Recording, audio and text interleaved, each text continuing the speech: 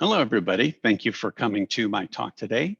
My name is Barton George. I'm going to be talking to you about the 7 principles for developer engagement. So let me get started here.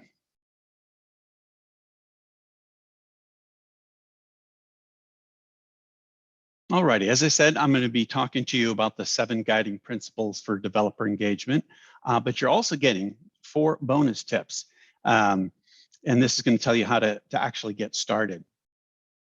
So as I said, I'm Barton George from Dell Technologies. Let me just give you a quick run through of what I'm going to be talking about today. First half is some background. So why does this matter? Why should you put together an engagement strategy? And then what do you need to do about it? And that's, of course, where we get into the guiding principles and the tips. And then just as background, before I get started, what the presentation is based on is learnings that I've gathered over the last year with regards to reading about developer programs, as well as research I've been doing to put together Dell's developer strategy and developer program. I also love Venn diagrams, as you can see to the right, and I'll be taking you through that a little bit later. And then the other part is actually I've been doing open source and community work and Linux for about the last 15 years. And as you can see here by this laptop down here, this is actually something that I started as a project. It was an incubation project. And it's due to the power of the community, the developer community, that we were actually able to take it from a skunkworks project to a product and then to an entire product line. So I'll be referring to that as I go through, because a lot of the learnings that I have came from there. So first of all, Stephen O'Grady of RedMonk, who coincidentally had been the one who thought of the idea of putting Linux on a laptop, wrote a book in 2013, and it was called The New Kingmakers. Basically a wake-up call saying, if you're not focused on developers, you're in big trouble. Here's the quote here, talking about how the businesses that will survive over the next decade will be those that understand and appreciate the importance of developers. And it's vital for companies to have strategies for engaging. So here's some help in putting together that engagement strategy. But first, let me just give you a quick walkthrough of how developers came to power. So in 2013, which is when Stephen's book is, what led up to it was open source, public cloud, and REST APIs, all things that the developers picked themselves and started working on outside of regular IT. And what they actually did was, by using the cloud and open source, they were able to circumvent operations. And this actually led to greater innovation and productivity, which was recognized from the business. And then they started getting more and more influence, because the business would look to them in that they were delivering greater productivity. And what started as shadow IT then became sanctioned. And this actually was then what served as the foundation for modern IT. So 2013 is when Stephen's book ended, and things have only accelerated since then. So developers' influence has continued to climb.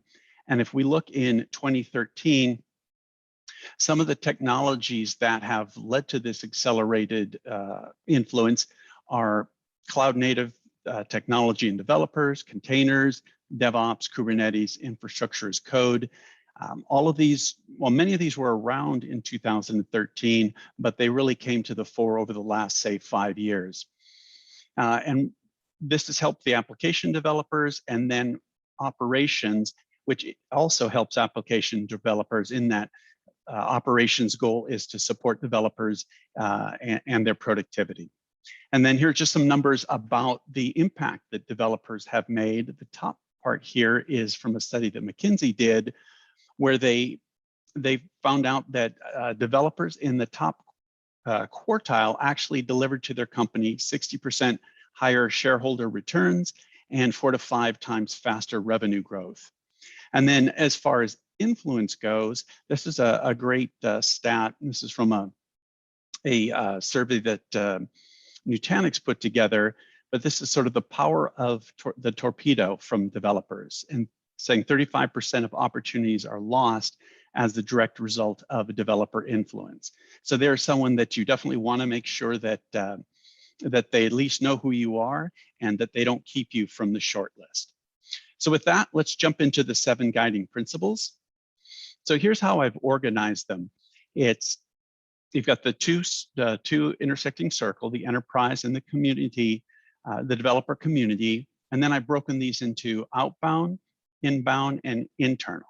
So outbound is what your company should keep in mind when looking out towards the developer community and interacting. Inbound is what you need to do for them when they are looking to access information and offers that you have. And then internal, of course, is within your own company and what you need to do to really foster an understanding of and support of developers. So the first one, we start with the outbound, is participation. And as I say here, developer engagement is not a spectator sport. And I think one thing that you hear a lot is that code talks, and that's extremely important for the community. And that is indeed true, but that's not the only thing. You can contribute through docs, through promotion of projects, be it events, and participate in the conversation, and then social media as well. And questions are as good as answers, because when you're going to be starting out in this area, you're really not going to have a lot of the answers. But what you want to be doing is asking, seeking out folks what matters to them, and learning from them. And then the other thing is, if you give back, and this was something that was important to Project Sputnik, which is if you take open source and benefit from it, you should donate back to the community. And so what we did is, when the drivers were written for Linux, we had the device driver manufacturers then push those drivers up to the mainline Linux kernel so that everyone could take advantage. Then the next one is the tone that you want and the approach you want to take, which is transparency and authenticity. Authenticity trumps budget in this case, and transparency builds trust. And obviously, with all customer types, you want to be transparent and authentic, but with developers, you go one step further. And when engaging, it's about open dialogue and plain speak. You don't want to be talking about reliable, available, scalable, or any types of superlatives. And then you don't want to overpromise or take on too much. So as long as you bound things and are open with the community, saying, hey, we're only doing X right now, and then we hope to expand, that's fine. What you don't want to do is then make promises that you can't back up. Agile communications versus the big reveal. This maps with the one below it, which is you start communicating early, add details as you go, and as opposed to keeping everything quiet and then getting up on stage and saying, ta-da, we've got this great new product, which works in some cases, but is not as effective here. And that's actually something we used with Sputnik. Is we launched it on my blog when it was just a project, and we said, hey, we've got this idea for a potential Linux laptop for developers. What would you like to see? What would you like in a laptop that would be best for you? And so we brought people into the actual product development process. So now if we look into the inbound, so when developers are looking to engage with you and material, you don't want to have gated material. So short-term gain really pales in comparison to the long-term trust that you need to be building. So what you want to do is you want to provide unfettered access to the code early on. And then they also expect self-service material, like some of the types that I've listed here. And then once again, getting back to Sputnik, when we launched as a project, we put out a really rough ISO. So we had all these caveats saying, please, we'd love you to use this, but know that the touchpad doesn't entirely work. Brightness is having some issues, but we're working on these. We will keep you informed and let you know as things get fixed. So they were happy. They would prefer to have gotten a bumpy ISO ahead of time rather than waiting till things were perfect. So being able to be part of the process. And then inclusion, that's what I'm talking about here. And this is what we use for Sputnik when I said we solicited input from developers, and we had a list of things that people wanted, and then they could vote up or vote down. And by including people in the process, it does three things. It helps to build trust with the community. It also drives awareness for your project or product, and it ends up giving you a better product, because customer input is always a good thing. And you can actually use this not just for products, but for input to drive projects and strategy. And then when you're getting into the game, so if you're new to the developer engagement space, you want to do a lot of listening. And as I said before, listening, asking questions, and people will respect you for that. And then just making the point that all companies, and I know particularly for Dell as well, is that you're always soliciting customer input to better understand your products or what customers want. The difference here is you're not bringing in a customer council or bringing people in under NDA. You're doing this out in the open on social media, as we did here with this idea storm, where people could comment, and as I said, they interacted and could vote things up or down. And then if you look within the enterprise, and this is things that you would look to do after you had made some progress on the first two buckets, is coordinating within your company. So the sum is greater than the whole parts, and misaligned parts will damage your engine.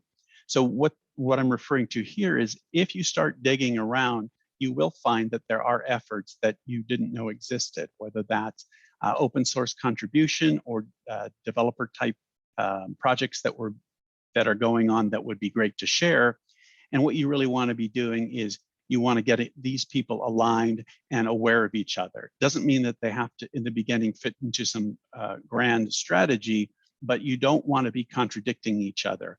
And then, like coins between the pillows in your couch, once you start looking for items like this, you'll be surprised at how much you actually have in the way of projects and things going on.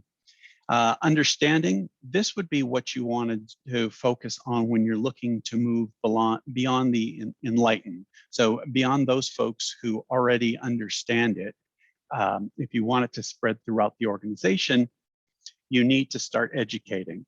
And it doesn't have to be in great detail, but you want to be able to provide an introductory overview to the world of developers, talk about open source, talk about their norms, how do they expect things which are different than our traditional customers.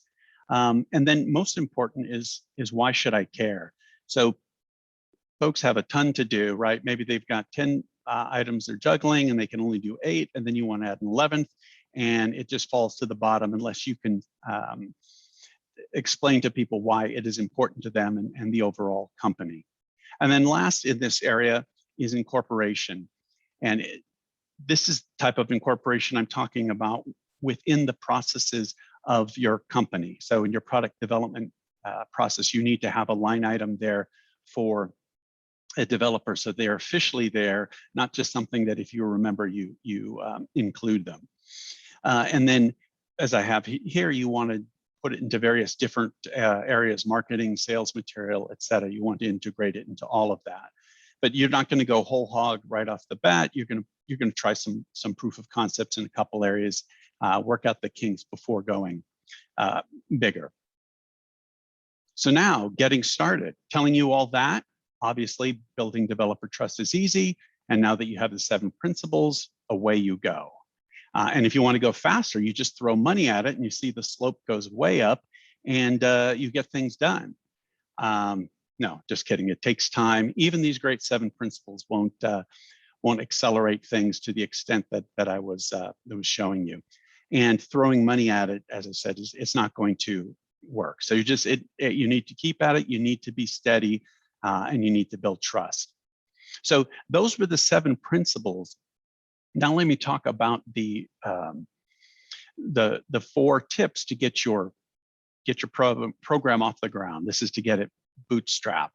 And so the first thing is to build a team. And what you want to do is you want to assemble a coalition of the passionate.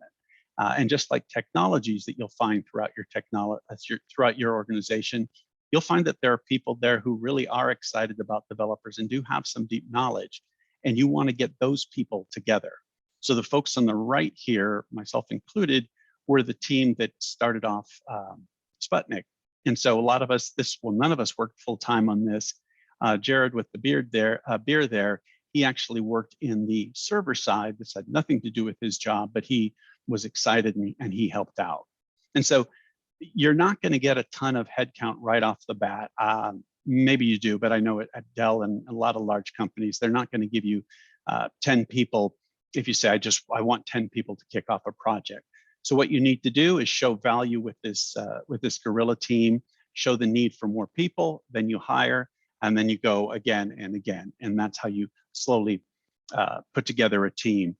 And then what do you need to put out? So as you're thinking about what you're going to show the community to start getting input on, you're going to go through and take an inventory of what you have. And when I say inventory, this isn't exhaustive. This is going in and finding some highlights quickly, and then looking to turn those into things that you can put out. One thing to keep in mind is you always want to prioritize things that you can execute. So if you have something, and I mean execute now. So rather than waiting for this perfect project in 6 months, you take the one that's not as great, but it's available right now. And then, as I mentioned, you're going to want to set up pilots in certain areas. You're going to want to deliver MVPs and proceed iteratively. Get that feedback, figure out what's going on, and then tweak accordingly. And then when setting the direction and focus, as we talked about before, you do want to get input from the community. And for all the reasons I talked about, it gives you awareness, it gives you a better product, they feel involved. And then the other thing is you want to stay analysis light on this. So this is MVA is something from Jeffrey Hammond at Forrester, minimum viable analysis. So you want to be going, once again, quick. You're going to be working in agile fashion. You want to be learning from experience and with a minimal amount of analysis. And then metrics. This developer programs are notoriously bad for being able to tie back to units or to dollars. So one thing you may want to try is engagement and measuring that. So how many page views do you have? How many comments are left? How many people link to your blog or to your developer portal? And then as you go, you can refine your metrics as you figure out what's important to you and what's important to the business. So in summary, basically you have your 7 guiding principles. Outbound is participation, and when you do that, you want to be transparent and authentic. Internally, when developers come to get things from you, you want it to be accessible, and you want to include them in the product development phase and strategy. And then internally, which is the last bucket that you focus on, you coordinate the efforts that you do have. You start to build up understanding within the company, as I said, to get it beyond the enlightened. And then you want to officially incorporate it into processes. And then with regards to getting started, the team, start with passionate volunteers. Offerings, start with what's available and work with MVPs. The direction, you listen and you want to stay analysis light. And then metrics, you want to check engagement and refinement. And here we even get you a 5th bonus one, which is when you're building up your developer program, there's going to become a point in the beginning. It's going to be a hub and spoke where all the questions are going to be coming to you, and it's just going back between you and the group. What you want to do is you want to get to a network area where they're talking to each other and not just talking to you. And then if you go even further, you start building an ecosystem with this network effect. And so the people aren't just working with you in the initial group, they're taking your products or your offerings, building on them, and then creating, as I said, this greater ecosystem. So in summary, remember, start small, start now, and keep at it. Thanks for attending. And now let's take a look at some questions through the through Slack. Alrighty, thank you.